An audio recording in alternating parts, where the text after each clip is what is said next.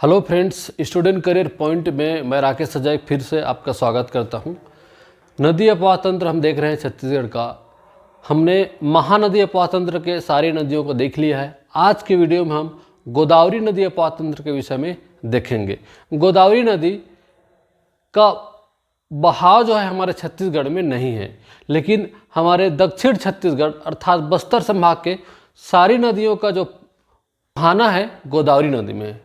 ठीक, सारी नदियाँ जो हमारे बस्तर क्षेत्र की इंद्रावती नदी मिल जाती है और इंद्रावती क्या होती है, गोदावरी नदी में जाकर मिल जाती है। इसलिए हम इसको गोदावरी नदी अपवाह तंत्र के नाम से जानते हैं, क्योंकि गोदावरी नदी जो है दक्षिण भारत की एक महत्वपूर्ण नदी है।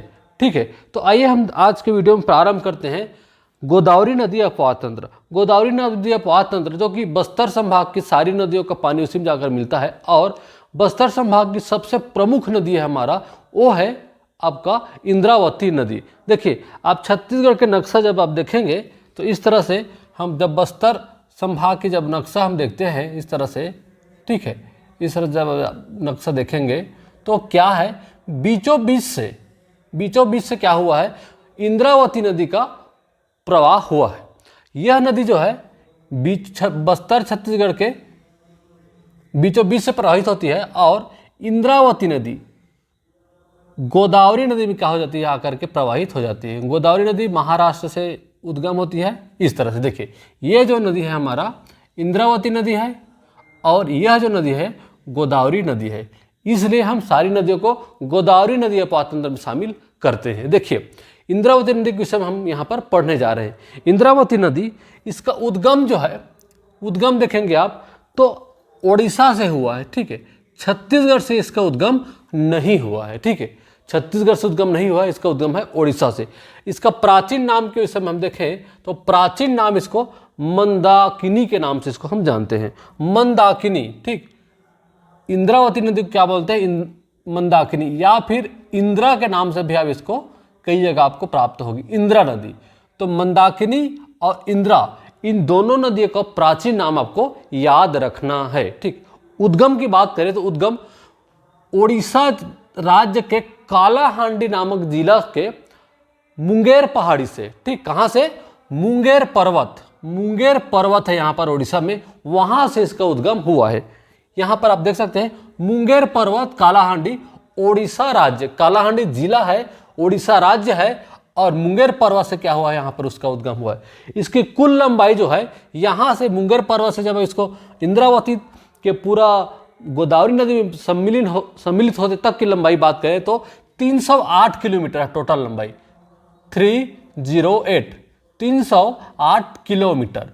लेकिन आपको मुख्य रूप से याद करना है जो है हमारा छत्तीसगढ़ में कितना इसका प्रवाह हुआ है।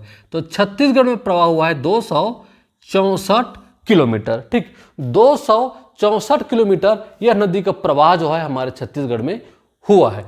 तो ये आपका महत्वपूर्ण डेटा है, 264 किलोमीटर। इंद्रावती नदी उद्गम है हमारा मुंगेर पर्वत, कालाहांडी, ओडिशा। 264 किलोमीटर प्रवाहित होने के पश्चात यह जो है भद्रकाली, यहाँ पर क्या है, भद्रकाली नामक स्थान है, वहीं पर क्या हो जाती है, ये सम्मिलित हो जाती है। विसर्जन कहाँ पर होती है, भद्रकाली में, जो कि है हमारा भद्रकाली स्थान, जो कि क्या बोलते हैं, आपका गोदावरी नदी में ये विसर्जित हो जाती है। प्रवाह क्षेत्र की बात करें तो देखिए, यहाँ पर हमारा बस्तर जिला पड़ता है ये वाला एरिया में, उसके बाद हमारा दंतेवाड़ा और पड़ जाता है बीजापुर। तो तीनों जिलों में इसका प्रवाह है। ठीक, बस्तर जिला, दंतेवाड़ा और हमारा बीजापुर, तो 3 जिला से यह प्रवाहित होती है। देखिए यहाँ पर बस्तर, दंतेवाड़ा और बीजापुर।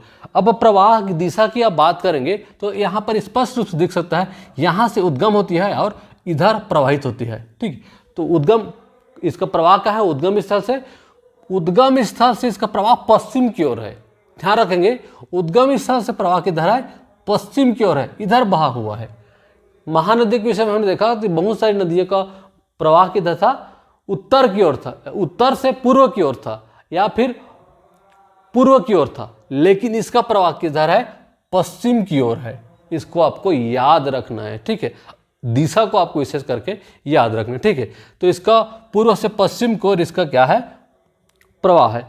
अब शहर की बात करते हैं तो आपका बस्तर में क्या होता है, यहाँ पर बारसूर और बारसूर हो गया, जगदलपुर हो गया और भोपालपट्टनम, ठीक। जगदलपुर, बारसूर और भोपालपट्टनम ये तीनों शहर जो है इंद्रावती नदी के तट पर बसा हुआ है, ध्यान रखेंगे। जगदलपुर, बारसूर और भोपालपट्टनम, ठीक है। इसमें जलप्रपात भी बना हुआ है। आप जानते हैं छत्तीसगढ़ का जो सबसे चौड़ा जलप्रपात है जिसको बोलते हैं हम चित्रकोट जलप्रपात, ठीक। चित्रकोट जलप्रपात, यह जो चित्रकोट जलप्रपात है आपके इंद्रावती नदी पर ही बना हुआ है। दूसरा है हमारा, अब ये जो चित्रकोट जलप्रपात है यह जो है आपके बस्तर जिला में है, ठीक, बस्तर जिला में बना हुआ है। और सात धारा जलप्रपात, सात धारा जलप्रपात, जब हम जलप्रपात का एक अलग से पोर्शन पढ़ेंगे उसमें सातों धारा का अलग अलग नाम देखेंगे। तो जो सात धारा जलप्रपात है जो कि बीजापुर में है, इसी जिला पर क्या हुआ है, यहाँ पर बना हुआ है। तो चित्रकोट जलप्रपात और सात धारा जलप्रपात किसमें बना हुआ है, इंद्रावती नदी पर बना हुआ है, ठीक। इसकी परियोजना की बात करें तो बोध घाट परियोजना और कोसार टेढ़ा परियोजना, दो परियोजना बना हुआ है, अर्थात दो बांध बना हुआ है जिसको हम नाम से जानते हैं बोध घाट परियोजना या फिर कोसार टेढ़ा परियोजना, ठीक है। यहाँ पर है कोसार टेढ़ा और बोध घाट परियोजना, दोनों कहाँ है आपका, बस्तर जिला में, ठीक, बस्तर जिला में दोनों बना हुआ है, कोसार टेढ़ा, बोध घाट। तो इस तरह से हमने इंद्रावती नदी के विषय में हमने महत्वपूर्ण जो बातें हैं जो एग्जाम के दृष्टि से महत्वपूर्ण है उन सारी चीज़ों को हमने देख लिया। अब देखेंगे हम इंद्रावती नदी की सहायक नदियों के विषय में। देखिए मैं यहाँ पर आपको एक चार्ट बता रहा हूँ, इस चार्ट को आपको याद रखना है। देखिए ये हमारा छत्तीसगढ़ का बॉर्डर है, ठीक, ये क्या हो गया, छत्तीसगढ़ का बॉर्डर हो गया, और ये उत्तर पूर्व की ओर से छत्तीसगढ़ की बॉर्डर है, पश्चिम की ओर से छत्तीसगढ़ की बॉर्डर, और बीच में जो नदी आप देख रहे हैं इस तरह से, यह है हमारा इंद्रावती नदी, ठीक, इंद्रावती नदी। अब ये जो बाहर दिख रहा है बॉर्डर से, ये है हमारा गोदावरी नदी, ठीक। तो गोदावरी नदी छत्तीसगढ़ से बाहर है और जो अंदर है उसको हम देखेंगे। हमको पढ़ना है इंद्रावती नदी के सहायक नदियों को, ठीक। तो सहायक नदी कौन कौन से, इसको आप यहाँ पर ध्यान देंगे, ठीक। तो आप देखिए यहाँ पर उत्तर से बह करके आने वाली इंद्रावती की सहायक नदी और दक्षिण से बह करके आने वाली इंद्रावती की सहायक नदी। सबसे पहले देखते हैं ऊपर की ओर से, ठीक, अर्थात उत्तर की ओर से। तो पहला है हमारा कोटरी नदी, देखिए कोटरी नदी इंद्रावती की सहायक नदी है। दूसरा है निब्रा, गुडरा, बोर्डिंग और नारंगी, ठीक है। तो यहां पर आप देख सकते हैं कोनी गुड़ बोना, ठीक है, इसका आप हाफ में नाम रख सकते हैं कोनी गुड़ बोना। ये उत्तर की ओर से बहने वाली सहायक नदी का हाफ नदी है। को से कोटरी, नी से निब्रा, गुड़ से गुडरा और बो से क्या होता है बोर्डिंग और ना से नारंगी, बोना, ठीक, बोना। तो इस तरह से इसको आपको याद रखना है, इसकी सहायक नदियों को, कोनी गुड़ बोना, ठीक, कोटरी, निब्रा, गुडरा, बोर्डिंग और नारंगी। अब नीचे की ओर देखिए तालपेरू, नीचे की ओर से अर्थात दक्षिण की ओर से बहने वाले तालपेरू, चिंतावागु, शंखिनी, डंखिनी, ये चार नदियां हैं, तालपेरू, चिंतावागु और शंखिनी डंखिनी। बहुत इजी है नीचे का, तालपेरू, चिंतावागु और शंखिनी डंखिनी। शंखिनी डंखिनी वही नदी है जिसके तटीय अर्थात जिसके संगम पर दंतेश्वरी मंदिर का स्थल है, ठीक है। तो यह है डंखिनी, शंखिनी, तालपेरू और चिंतावागु। तो इसको कोड की आवश्यकता नहीं है, आपको इसको बिना कोड के ऐसे याद रख सकते हैं, ठीक। अब हम देखेंगे इसकी सहायक नदियों को, ठीक। इसकी सहायक नदी में जो हमारा सबसे प्रमुख नदी है जो कि है कोटरी नदी, ठीक। कोटरी नदी जो है महत्वपूर्ण इसलिए भी हो जाती है क्योंकि यह बस्तर संभाग में इसका उद्गम नहीं हुआ है, इसका उद्गम जो है हमारा दुर्ग संभाग में होती है, ठीक है। आपके इसका जो मोहला, मानपुर और अम्बागढ़ चौकी है उसी जिले से इसका उद्गम हुआ है। राजहरा की पहाड़ी, जब हम छत्तीसगढ़ का नक्शा देखे थे मैंने बताया था राजहरा की पहाड़ी ये पड़ता है मोहला मानपुर चौकी क्षेत्र, मोहला मानपुर चौकी जिला, वहाँ से इसका उद्गम हुआ है। इसको परलकोट नदी के नाम से भी पुराना समय में जाना जाता था। जब इतिहास पढ़ेंगे तो हम वहाँ पर पढ़ेंगे एक परलकोट नाम का विद्रोह हुआ था। वो परलकोट नाम का विद्रोह का नामकरण जो है इसी नदी पर बना हुआ है। यहाँ पर आप देखिए इस तरह से नदी क्या हुआ है, यहाँ पर उद्गम हुआ है। यहाँ पर आपका मिल जाएगा आपका राजहरा की पहाड़ी, और यहाँ पर आपका इंद्रावती नदी में आकर के विसर्जित हो जाती है। तो कोटरी नदी, ठीक है, मैंने आपको जब उत्तर छत्तीसगढ़ का पढ़ रहे हम पूर्वी बुंदेलखंड के पठार पढ़ रहे थे तो आपको कोटली जलप्रपात के विषय मैंने बताया था। वो कोटली है, यह है कोटरी, तो इसको आपको शब्दों को ध्यान रखना है। तो कोटरी जलप्रपात प्राचीन नाम है इसका परलकोट जलप्रपात, परलकोट नदी, ठीक है, परलकोट नदी, परलकोट नदी प्राचीन नाम है परलकोट नदी, परलकोट नदी इसका प्राचीन नाम है। वर्तमान में हम बोलते हैं इसको कोटरी नदी। इसकी कुल लंबाई जो है हमारा 135 किलोमीटर, 135 किलोमीटर्स टोटल लंबाई। तो उद्गम होती है राजहरा की पहाड़ी से, और यह जो है बीजापुर में, यहाँ जो बीजापुर में क्या होती है, ये इंद्रावती नदी में सम्मिलित हो जाती है, वहाँ पर ये विसर्जित हो जाती है। ठीक, इसका प्रवाह क्षेत्र की बात करें तो यहाँ पर मोहला, मानपुर, अम्बागढ़ चौकी, उसके पश्चात कांकेर पड़ेगा, फिर नारायणपुर पड़ेगा, फिर बीजापुर। तो चारों जिला इसका प्रवाह क्षेत्र में आता है। देखिए मोहला, मानपुर चौकी, कांकेर, नारायणपुर और बीजापुर। ठीक है, यह नदी का विशेष बात को याद रखना है, यह नदी जो है उद्गम स्थल से दक्षिण की ओर बहती है। ठीक, उद्गम स्थल से इसका प्रवाह किधर है, दक्षिण की ओर। यहाँ भी देख सकते हैं ऊपर से नीचे की ओर इसका प्रवाह है, और यहाँ पर इंद्रावती नदी में आकर के विसर्जित हो जाती है। ठीक है, इसकी सहायक नदी है दो नदी, वालर और खंडी, इसकी सहायक नदी बहुत छोटी छोटी नाला टाइप से है। इसके विषय में और कुछ याद नहीं करना है, वालर और खंडी नाम को बस याद करना है। वालर और खंडी जो कि कोटरी नदी की क्या सहायक नदी है, इसके विषय में उद्गम स्थल, लंबाई, चौड़ाई कुछ इसको हमको याद करने की आवश्यकता नहीं है। तो इस तरह से कोटरी नदी को हमने यहाँ पर देखा। परलकोट इसका प्राचीन नाम है, उद्गम है राजहरा की पहाड़ी, विसर्जन है हमारा इंद्रावती नदी जो कि बीजापुर में। ठीक, लंबाई 135 किलोमीटर, सहायक नदी है वालर और खंडी। इन चीज़ों को बस हमको याद रखना है। अब देखिए आपको यहाँ पर शंखिनी नदी, तीसरा नदी है हमारा शंखिनी नदी।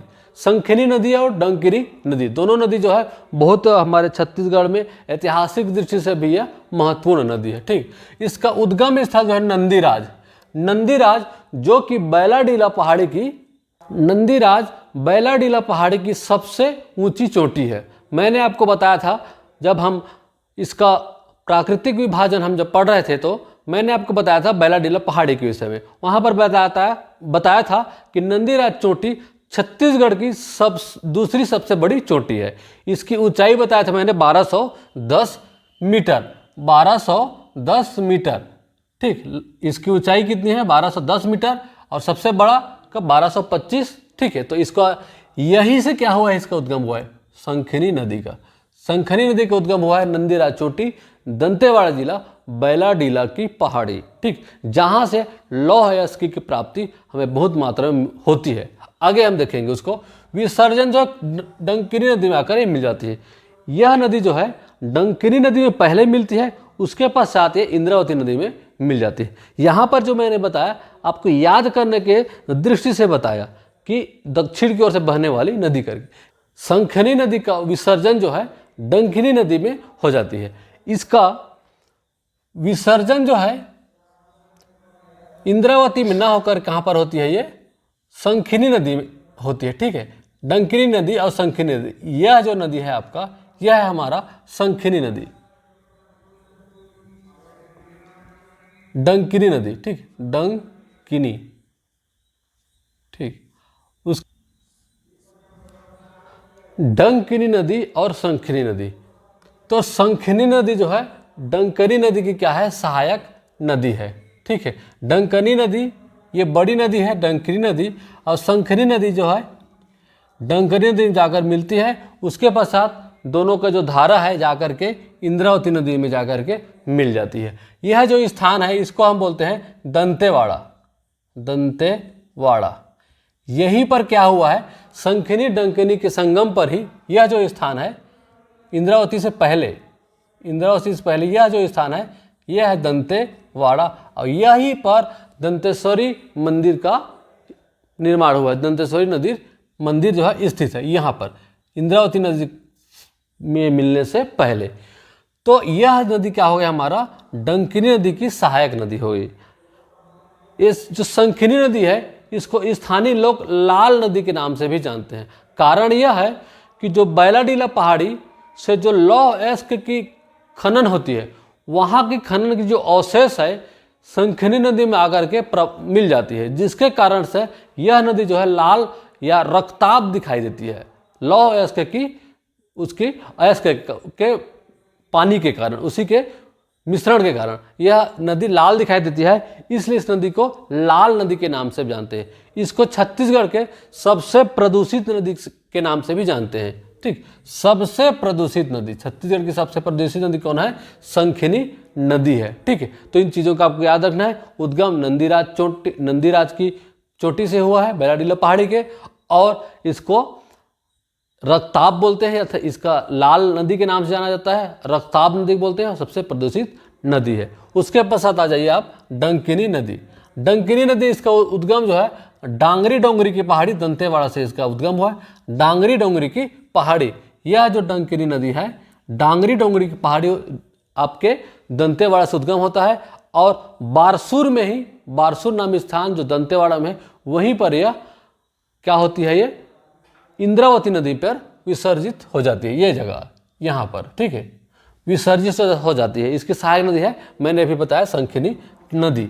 ठीक, ये कुछ बिंदु को बस याद रखना है, महत्वपूर्ण है इसको याद रखने का। यह उद्गम स्थल, शंखिनी नदी का उद्गम स्थल है नंदीराज, और डंकिनी नदी का उद्गम स्थल है आपके डांगरी डोंगरी की पहाड़ी। ठीक, डांगरी डोंगरी की पहाड़ी।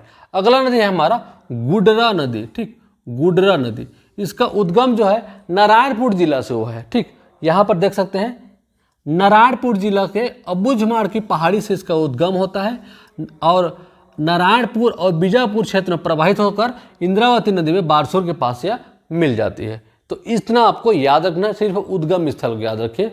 उद्गम स्थल अबूझमाड़ की पहाड़ी, गुडरा नदी का उद्गम स्थल अबूझमाड़ की पहाड़ी, और प्रवाह क्षेत्र है हमारा नारायणपुर और बीजापुर जिला।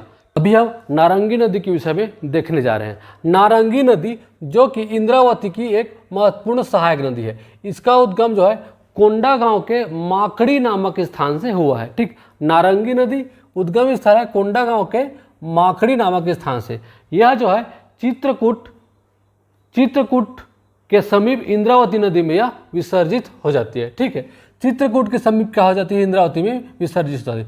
इसकी सहायक नदी है मारकंडी। ठीक, माकड़ी उद्गम स्थल का नाम है, सहायक नदी है हमारा मारकंडी। ठीक, इसका तटीय शहर है हमारा कोंडा गांव। ठीक, कोंडा गांव याद रखेंगे। आपके नारंगी नदी और इंद्रावती के संगम पर भी विष्णु मंदिर का निर्माण किया गया है। तो विष्णु मंदिर का निर्माण कहाँ है आपका, नारंगी नदी और इंद्रावती नदी के संगम पर विष्णु नदी का मंदिर स्थित है। ठीक, अगला नदी हमारा चिंतावागु। इस नदी के विषय में आपको इतना याद रखना है कि यह कुटरू नामक स्थान से इसका उद्गम हुआ है। बीजापुर कुटरू नामक स्थान से इसका उद्गम भी बीजापुर में हुआ है, और इसका विसर्जन भी इंद्रावती नदी में बीजापुर में हो जाती है। याद रखना है, चिंतावागु को आप रिलेट कर लीजिए कुटरू से, चिंतावागु और कुटरू से इसका उद्गम होता है, इंद्रावती नदी में बीजापुर में ही विसर्जित हो जाती है। ठीक, तो ये दोनों नदी को आपको याद रखना है, चिंतावागु नदी और नारंगी नदी। ठीक, अब हम यहाँ से आगे देखेंगे जो कि है हमारा छत्तीसगढ़ की एक बहुत ही महत्वपूर्ण नदी, जिसको हम बोलते हैं आपका सबरी नदी। याद रखेंगे, सबरी नदी जो है इसका उद्गम हमारे छत्तीसगढ़ में नहीं है, न ही इस नदी का जो मुहाना है हमारे छत्तीसगढ़ में, अर्थात विसर्जन भी हमारे छत्तीसगढ़ में नहीं हुआ, लेकिन इसका प्रवाह जो है हमारे छत्तीसगढ़ में है। देखिए इस तरह से उसका उद्गम होता है हमारा नंदपुर पर्वत उड़ीसा से। ठीक, नंदपुर पर्वत उड़ीसा से, नंदपुर पर्वत उड़ीसा, कोरापुट क्षेत्र। ठीक है, कोरापुट क्षेत्र, यहाँ से उसका विसर्जन होता है, उद्गम होता है, और विसर्जन जो है आंध्र प्रदेश के कुनावरम में, आंध्र प्रदेश के कुनावरम में यह गोदावरी नदी पर क्या हो जाती है, विसर्जित हो जाती है। ठीक, कौन सा नदी पर, गोदावरी नदी पर। मैंने आपको बताया यहाँ से गोदावरी नदी का प्रवाह है, और यहाँ से क्या हुआ है आपका सबरी नदी का प्रवाह है। इस तरह से यहाँ से दोनों जाती है, आगे जा कर के यह गोदावरी नदी में सम्मिलित हो जाती है। तो इस तरह से इसको आपको ध्यान रखना है। इसकी कुल लंबाई है 173 किलोमीटर, 173 किलोमीटर इसकी कुल लंबाई है। ठीक, तटीसार की बात करें तो ये छत्तीसगढ़ की जो सबसे दक्षिणतम बिंदु है कोंटा, सुकमा जिला का कोंटा तहसील, वहाँ पर इसका क्या होता है, वो कोंटा जो तहसील है यह सबरी नदी के तट पर बसा हुआ है। सबरी जो नदी और सिलेरू नदी, सबरी नदी और सिलेरू नदी के संगम पर क्या है आपका कोंटा शहर बसा हुआ है। इसके सहायक नदी है मालगेर और कांगेर। ठीक, मालगेर नदी और कांगेर नदी मैं आपको आगे बताऊंगा। इस तरह से इसका कांगेर नदी यहाँ पर आके मिल जाती है, और यहाँ पर एक कांगेर नदी और मालगेर नदी, ठीक, यहाँ पर कहा जाती है सबरी नदी में आकर के मिल जाती है। ठीक, इस तरह से इसका एक प्राचीन नाम को भी याद रखना है, जिसका नाम बोलते हैं हम कोलाब नदी के नाम से इसको हम जानते हैं। प्राचीन नाम है इसका कोलाब नदी, उद्गम है नंदपुर पर्वत, कोरापुट क्षेत्र, उड़ीसा। ठीक, अब इसके जलप्रपात के विषय में हम देखते हैं। गुप्तेश्वर जलप्रपात और रानी दरहा जलप्रपात, दोनों जो है हमारे सुकमा जिला पर बना हुआ है। गुप्तेश्वर जलप्रपात, रानी दरहा जलप्रपात कहाँ पर, सुकमा जिला पर बना हुआ है। एक और जलप्रपात है जिसको हम बोलते हैं तीरथगढ़ जलप्रपात। ठीक, तीरथगढ़ जलप्रपात, यह नदी जो है, यह जो जलप्रपात है तीरथगढ़ जलप्रपात, यह जो है कांगेर की सहायक नदी, यहाँ पर आप कांगेर नदी देख रहे हैं, इसी की सहायक नदी मुनगा बहार यहाँ पर क्या हो, यह बना हुआ है। ठीक, कांगेर नदी यहाँ पर देख सकते हैं आप, यह हमारा सबरी नदी, इसकी सहायक नदी है, यह कांगेर है, कांकेर नहीं है ना, याद रखेंगे कांगेर है। ठीक, अब इसकी जो सहायक नदी है मुनगा बहार, इस तरह से यह है मुनगा बहार, इस नदी पर बना हुआ है हमारा तीरथगढ़ जलप्रपात, तीरथगढ़ जलप्रपात यहाँ पर।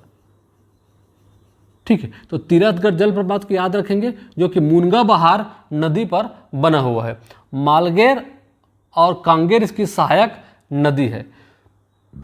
भैंसा दरहा नामक स्थान पर कांगेर नदी में, यहाँ पर कांगेर नदी में भैंसा दरहा नामक स्थान पर मगरमच्छ का प्राकृतिक रूप से वहाँ मगरमच्छ पाया जाता है, उसका संरक्षण जो है यहाँ पर कांगेर नदी में किया जा रहा है। तो कांगेर और मुनगा बहार नदी दोनों महत्वपूर्ण है, याद रखेंगे। जलप्रपात गुप्तेश्वर जलप्रपात और रानी दरहा जलप्रपात जो कि सुकमा जिला पर है, और तीरथगढ़ जलप्रपात जो कि मुनगा बहार नदी पर है। यह क्या है, मुनगा बहार नदी, और यह है हमारा तीरथगढ़ जलप्रपात, तीरथगढ़। ठीक, तीरथगढ़ जलप्रपात। भैंसा दरहा नामक स्थान पर प्राकृतिक रूप से मगरमच्छ का वहाँ पर संरक्षण किया जा रहा है। प्राकृतिक रूप से मगरमच्छ पाई जाती है, उसका संरक्षण भैंसा दरहा, यह कांगेर नदी पर है, यह कांगेर नदी, यहाँ पर मगरमच्छ का संरक्षण किया जा रहा है। यहाँ पर आप याद रखेंगे जल परिवहन छत्तीसगढ़ का एकमात्र ऐसा क्षेत्र है जहाँ से जल परिवहन की सुविधा है। कोंटा से कुनावरम, आंध्र प्रदेश राज्य के कुनावरम नामक स्थान पर, कोंटा हमारा छत्तीसगढ़, आंध्र प्रदेश के कुनावरम से सिर्फ 36 किलोमीटर, कितना, सिर्फ 36 किलोमीटर तक इसका जल परिवहन की सुविधा उपलब्ध है आपके सबरी नदी पर। तो इसको आपको याद रखना है। इस तरह से हमने इसकी सबरी नदी के विषय में पढ़ लिया। अब हम देखेंगे सबरी नदी की सहायक नदी जिसको बोलते हैं मालगेर नदी। मालगेर नदी की इसका उद्गम जो है बैलाडीला की पहाड़ी पर हुआ है। ठीक, मालगेर नदी, यहाँ पर एक और नदी हम यहाँ पर देखेंगे इस तरह से, यह है मालगेर नदी। मालगेर नदी यह सबरी नदी का ही सहायक नदी है। ठीक है, यह जो है केरलापाल में यह विसर्जित हो जाती है आपके, और इसमें मलगेर इंदु जलप्रपात निर्माण हुआ है मालगेर नदी में। मलगेर इंदु जलप्रपात मालगेर नदी पर बना हुआ है। बाघ नदी के विषय में आपको याद रखना है, बाघ नदी जो है राजनांदगांव जिला के कुलझारी की पहाड़ी से यह जो नदी है इसका उद्गम हुआ है, और यह वेनगंगा नदी में सम्मिलित हो जाती है।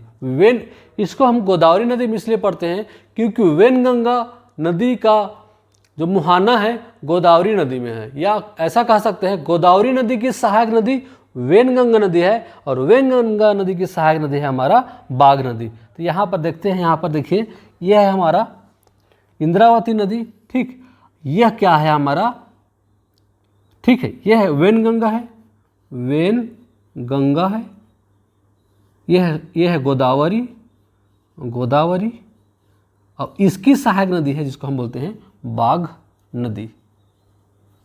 यह क्या है, बाघ नदी है। ठीक, इस तरह से इसको हम पढ़ते हैं, इसलिए इसको हम गोदावरी नदी अपवाह तंत्र में शामिल करते हैं। तो इस तरह से हमने गोदावरी नदी अपवाह तंत्र को आज हमने देखा, इनके हर एक बिंदुओं को हमने देख लिया है। अब हम गोदावरी नदी अपवाह तंत्र के पढ़ने के पश्चात हम सोन या गंगा नदी अपवाह तंत्र और ब्राह्मणी नदी अपवाह तंत्र के विषय में हम अगले वीडियो में देखेंगे। आज के वीडियो को हम यहीं पर समाप्त करते हैं।